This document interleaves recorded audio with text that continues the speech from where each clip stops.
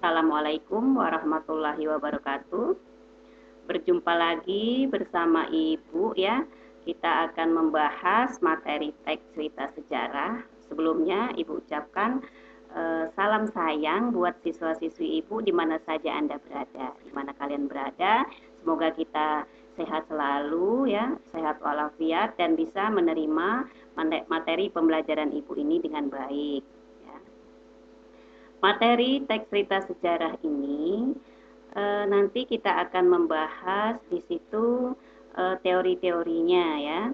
Teori-teorinya tentang yang pertama kita akan membahas tentang ini. Nah, ini materinya. Itu kalau di buku paket kita, buku paket yang utama itu materi teks cerita sejarah ini ada di halaman 31 ya. Nanti selain video pembelajaran ini, kalian juga untuk memahaminya lebih mendalam lagi, kalian bisa buka aplikasi buku paket kita di halaman 31. Yang kita akan bahas dari pengertiannya ya, kemudian nanti ada jenis-jenisnya, ada nilai-nilai, kemudian ada makna kias, kemudian ada kebahasaan serta struktur dari teks cerita sejarah tersebut. Yang pertama mengenai pengertian. Teks cerita sejarah ini dapat diberikan contoh, misalnya ada novel sejarah ya. Novel sejarah pengertiannya di sini adalah novel yang di dalamnya menjelaskan dan menceritakan tentang fakta kejadian masa lalu yang menjadi asal muasal atau latar belakang terjadinya sesuatu yang memiliki nilai kesejarahan. Bisa bersifat naratif atau deskriptif ya. Jadi novel sejarah di sini tentunya dia akan menceritakan, novel ini akan menceritakan tentang kisah masa lalu ya. Bisa bersifat naratif berarti dari kisah itu diceritakan menurut urutan kejadian peristiwa. Kalau yang bersifat deskriptif berarti teks cerita sejarah itu akan membahas cerita tersebut apa adanya dengan fakta dan contoh yang nyata apa adanya.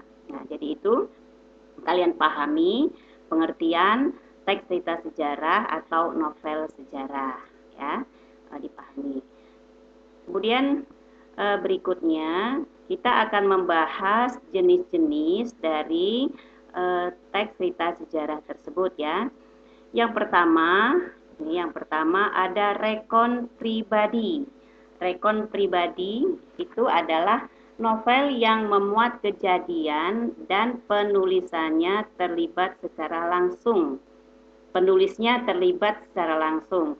Jadi rekon pribadi ini, nah di sini memuat tentang kisah sejarah pribadi seseorang yang memuat kejadian dan penulisnya terlibat secara langsung. Ya. Kemudian yang kedua ada rekon faktual atau informasional. Nah, ini dikatakan rekon faktual karena novel tersebut memuat kejadian fakta. Ya, kejadian fakta seperti ada eksperimen ilmiah, laporan polisi, dan lain-lain. Nah, karya ilmiah ya contohnya bisa dikatakan dari rekon faktual. Kemudian rekon imajinatif, ini novel yang memuat kisah faktual yang dihayalkan dan diceritakan secara lebih rinci.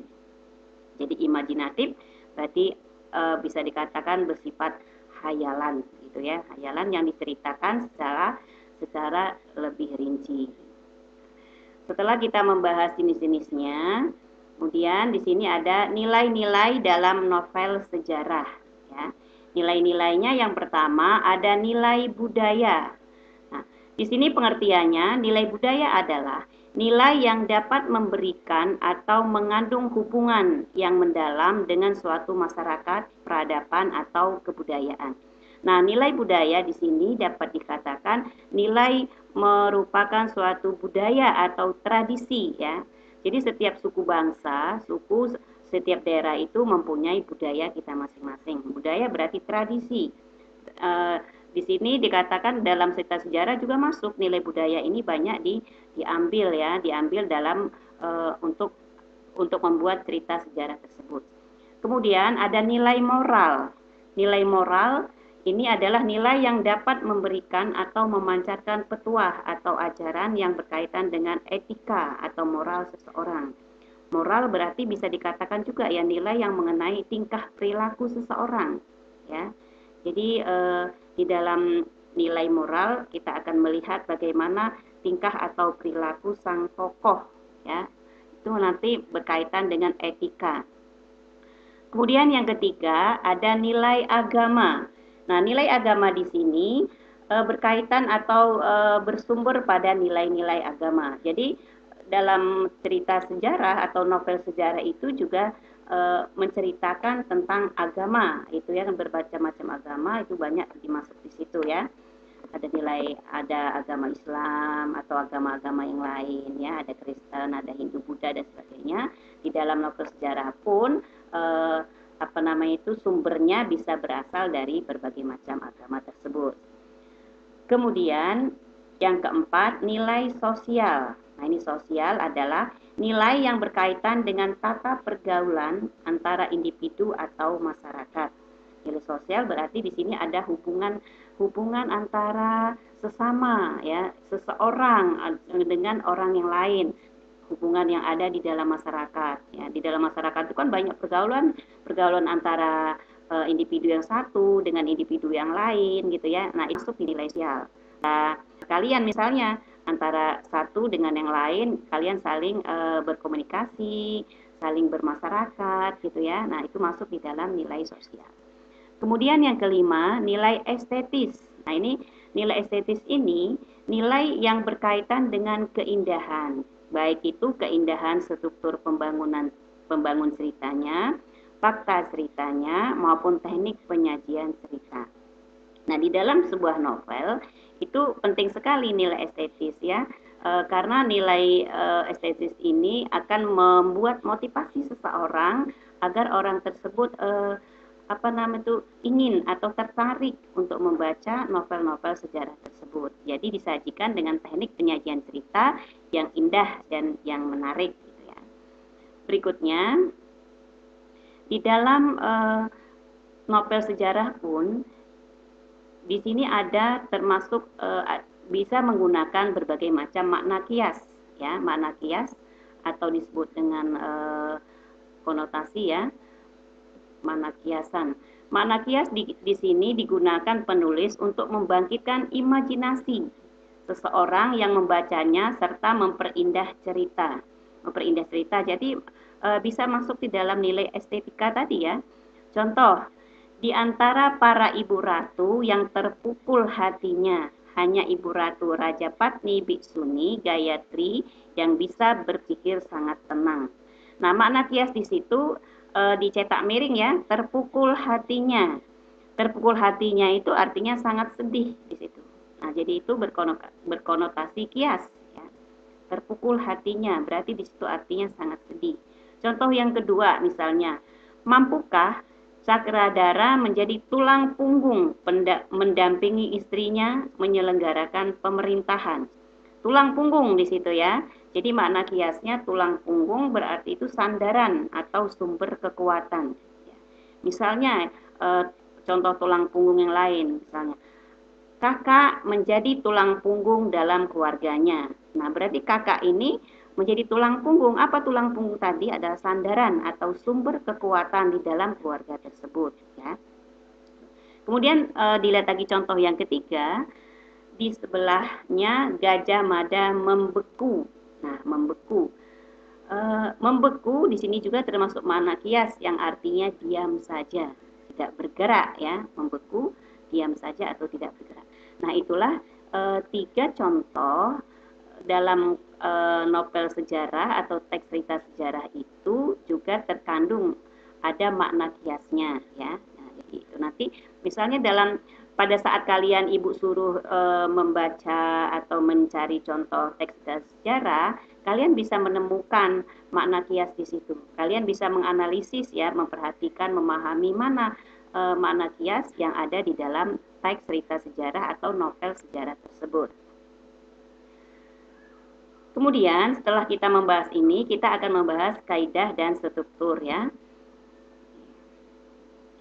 Nah, sekarang kita ke materi kaidah kebahasaan.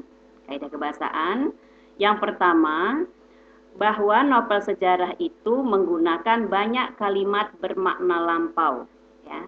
Mengapa Ibu katakan banyak menggunakan kalimat bermakna lampau? Karena novel sejarah tadi diambil dari kisah-kisah masa lalu. Sudah pasti ya, dia banyak menggunakan kalimat yang bermakna lampau. Contoh di sini, prajurit-prajurit yang telah diperintahkan membersihkan gedung bekas asrama telah dan sebagainya ya. Nah, di situ bermakna lampau. Misalnya kata-kata prajurit. Prajurit kalau zaman dulu ya, prajurit itu apa itu? Istilah-istilah pada masa lalu ya, pada masa lampau. Kemudian yang kedua, menggunakan konjungsi kronologis atau temporal. Nah, ini kata-kata menggunakan banyak kata yang menyatakan urutan waktu. Ya, konjungsi kronologis berarti kata sambung menggunakan urutan waktu. Contoh, setelah itu, mula-mula, kemudian gitu ya. Kemudian dan lain sebagainya. Contoh kalimatnya, setelah juara gulat itu pergi, sang adipati bangkit dan berjalan tenang-tenang masuk ke kadipaten. Nah, di situ kata sambungnya di situ tadi ada setelah itu, mula-mula, kemudian itu tidak kelihatan ya. Nanti kita lanjutkan. Yang ketiga, menggunakan banyak kata kerja yang menggambarkan suatu tindakan atau kata kerja material. Nah, ini berarti kaidah kebahasaan yang ketiga itu menggunakan kata kerja material. Kalau ditanya apakah kata kerja material itu, adalah kata kerja yang menggambarkan suatu tindakan.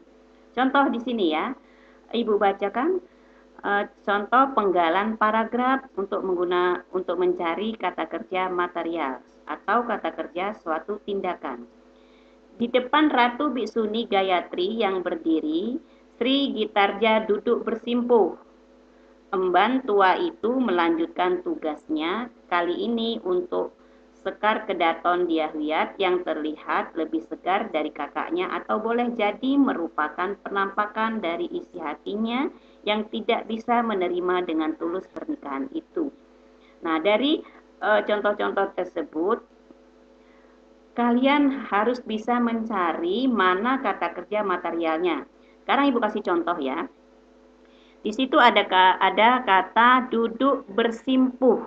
Nah, duduk bersimpuh itu bisa dikatakan kata kerja material atau kata kerja tindakan. Kan duduk bersimpuh gitu ya. Jadi tindakan. Ya dari berdiri mungkin duduk bersimpuh. Kemudian contoh yang lain kalau kalian perhatikan juga ada di situ. Contohnya ketika para ibu ratu menangis yang menulari siapapun untuk menangis. Menitikkan air mata. Nah, itu kan tindakan ya. Nah, jadi itu contoh-contoh. Atau ada juga ayunan tangan Gajah Mada yang menggenggam keris. Ke dada prajurit tampan itu masih terbayang melekat di kelopak matanya. Jadi kalimat yang terakhir itu kata kerja materialnya atau kata kerja tindakan itu menggenggam keris ya. Menggenggam keris ya.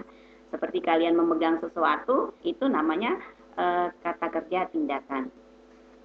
Kemudian kebahasaan yang keempat menggunakan banyak kata kerja yang menunjukkan kalimat tak langsung sebagai cara menceritakan tuturan seseorang tokoh oleh pengarang.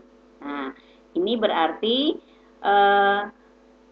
kebahasaan yang ketiga menggunakan kalimat tak langsung. Contohnya mengatakan bahwa, menceritakan tentang, menurut, menanyakan, menyatakan, dan menuturkan. Contoh kalimatnya diambil dari kata menurut ya.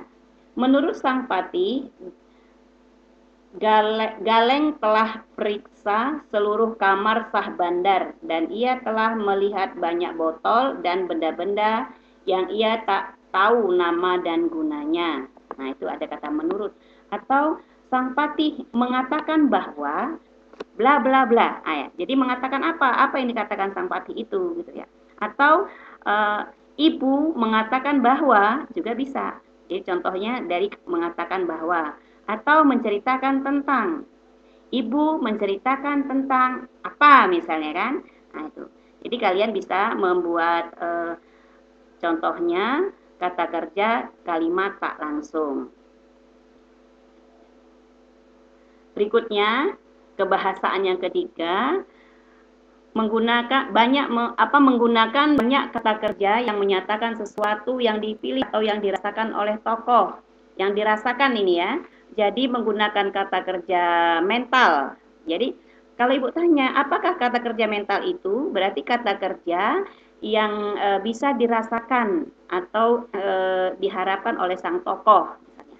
Contoh, merasakan, menginginkan, mengharapkan, mendambakan, ya.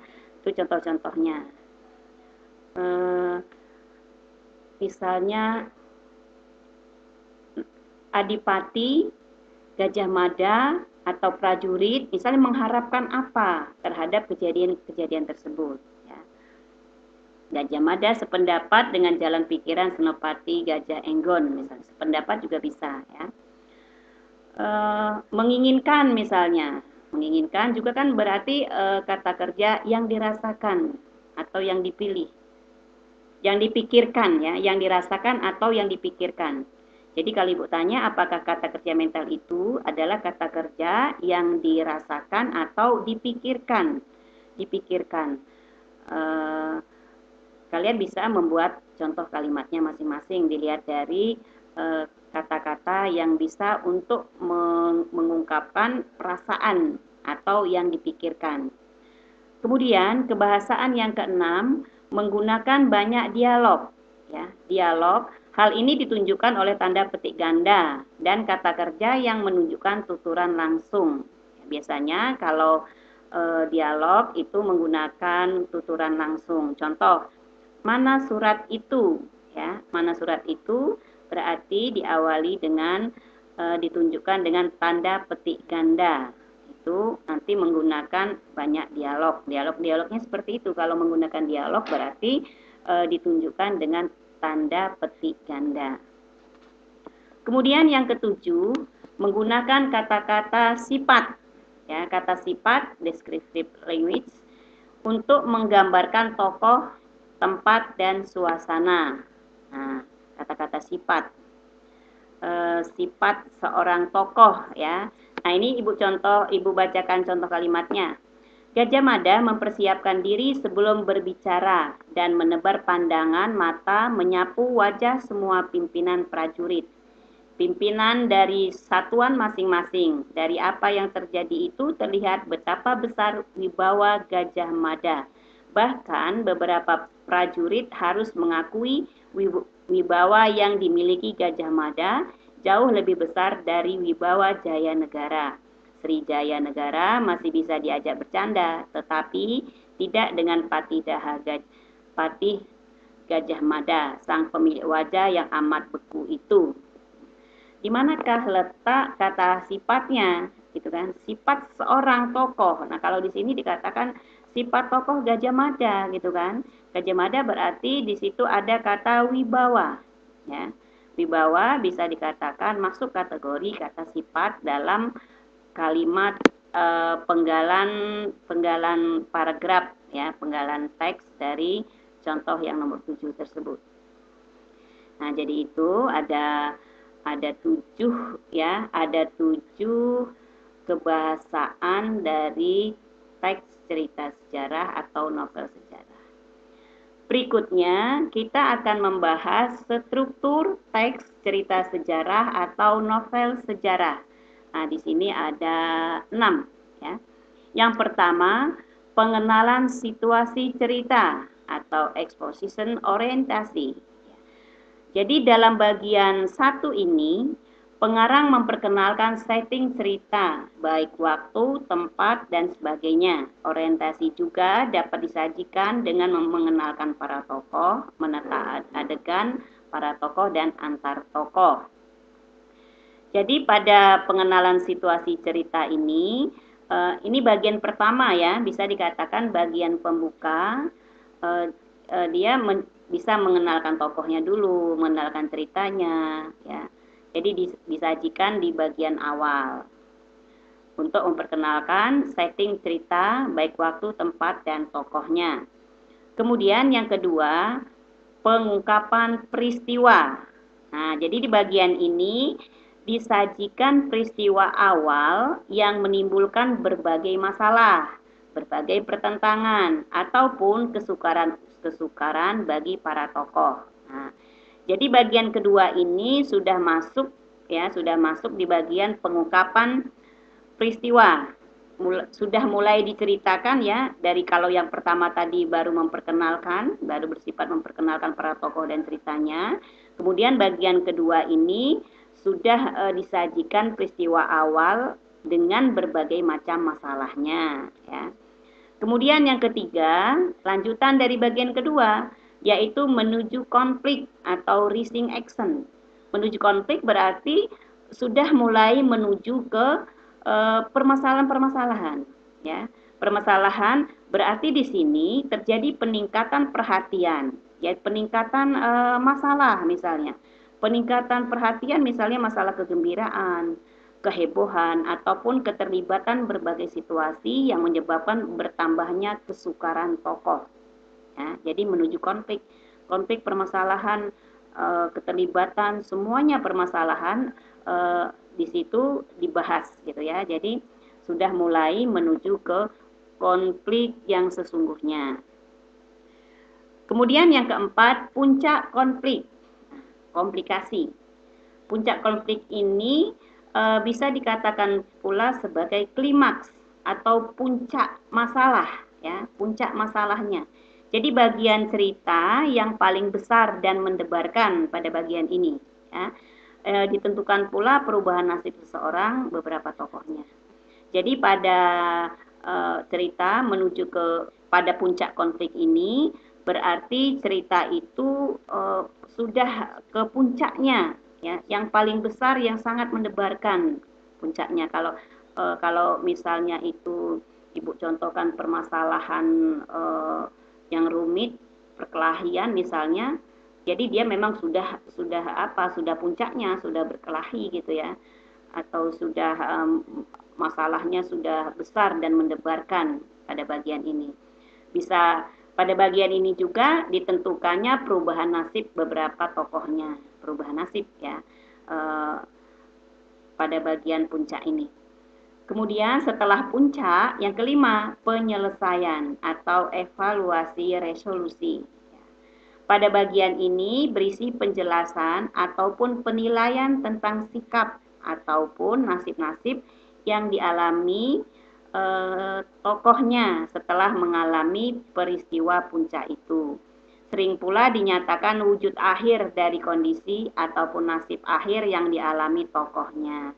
Nah, jadi pada penyelesaian ini, setelah yang awalnya tadi puncaknya gitu ya, misalnya puncaknya itu berkelahi, kemudian di bagian penyelesaian ini apakah diakhiri dengan perdamaian gitu ya, diakhiri dengan perdamaian yang mengubah nasib atau mengubah perilaku seseorang, perdamaian, atau ada juga cerita itu yang memang penyelesaiannya tidak diwujudkan atau tidak dijelaskan. Jadi biar agar pembaca itu menentukan sendiri apa penyelesaiannya. Tapi kalau teks novel sejarah ini sudah dituliskan penyelesaiannya di situ. Apakah berakhir dengan kebaikan ataukah berakhir dengan tercerai-berai atau tidak baik gitu ya. Kemudian koda yang keenam. Pada bagian koda ini berupa komentar terhadap keseluruhan isi cerita yang fungsinya sebagai penutup ya. Komentar yang dimaksud bisa disampaikan langsung oleh pengarang atau dengan mewakilinya pada seorang tokoh. Jadi, struktur novel sejarah ini pada bagian akhirnya pengarang memberikan komentar. Kalau nanti seandainya Ibu menugaskan kalian untuk membuat teks cerita sejarah, berarti kalian juga menuliskan komentar di bagian akhir. Apakah komentar kalian itu terhadap keseluruhan isi cerita atau dapat dikatakan sebagai penutup, ya. Mungkin komentar kalian itu berupa nasihat, ya, berupa saran, sebaiknya bagaimana, apa yang harus dilakukan, misalnya seperti itu, ya. Nah, jadi itulah ada 6 struktur teks cerita sejarah. Yang pertama tadi Ibu ulangi, pengenalan situasi cerita, ini di bagian awal memperkenalkan. Kemudian yang kedua, setelah memperkenalkan, baru menuju ke mengungkapkan peristiwa atau menuliskan peristiwa-peristiwa yang terjadi, ya. Kemudian yang ketiga, menuju konflik atau menuju ke permasalahan yang sesungguhnya, ya, menuliskan permasalahan yang sesungguhnya. Kemudian yang keempat, puncak konflik. Dari menuju konflik, kemudian sampai ke puncak atau klimaks. Nah, pada bagian inilah bagian yang paling menegangkan atau bagian yang paling mendebarkan pada novel sejarah tersebut. Kemudian setelah puncak, itu baru berakhir yang kelima, seluruhnya penyelesaian. Ya, penyelesaian ini apakah dia bisa berakhir dengan evaluasi kebaikan, penilaian menjadi baik atau menjadi tidak baik gitu ya. Penyelesaiannya seperti apa. Kemudian setelah penyelesaian dari itu, dari cerita tersebut, baru kalian memberikan koda atau komentar terhadap keseluruhan isi cerita. Nah, komentar ini bisa dikatakan juga fungsinya sebagai penutup dari cerita tersebut. Nah, itu ya. Paham? Ibu harap kalian memahami strukturnya ya. Nah, itu selesai. Jadi materi teks cerita sejarah ini yang perlu kalian pahami tadi adalah pertama pengertiannya, ya, pengertian, kemudian ada jenis-jenisnya, kemudian ada nilai-nilai dari teks cerita sejarah tersebut, kemudian ada makna kias, dan ada struktur teks cerita sejarah. Demikian materi kita pada kesempatan ini. Ibu harapkan kalian membaca contoh teks cerita sejarah di buku paket. Ini ya, buku paket kita Bahasa Indonesia teks cerita sejarah itu ada di halaman 31 ya. Contohnya dapat kalian baca di situ, banyak sekali contohnya di situ ya. Contohnya ini ada di halaman 40. Contohnya di sini ada di halaman 40 tentang judulnya Gajah Mada bergelut dalam tahta dan angkara. Contoh lain juga banyak ya, itu salah satu contoh yang ada di halaman 40. Nah, demikian materi teks cerita sejarah kita pada kesempatan ini. Ibu harapkan kalian dapat memahaminya. Ya, apabila kalian belum paham, kalian dapat putar kembali video ibu ini. Kemudian kalian dapat membuka buku paket Bahasa Indonesia yang paket utama itu ada di halaman 31 tadi. Berikut contoh-contohnya ya. Demikian saja. Ibu akhiri. Wassalamualaikum warahmatullahi wabarakatuh.